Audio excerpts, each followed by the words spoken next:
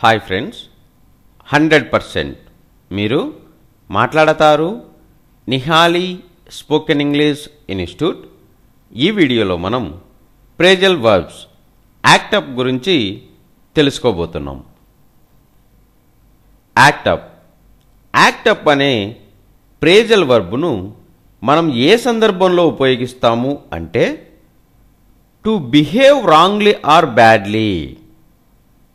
To behave wrongly or badly అంటే తెలుగులో తప్పుగా ప్రవర్తించు అనే సందర్భంలో మనం యాక్ట్ అనే ప్రేజల్ వర్బ్ను ఉపయోగిస్తాం.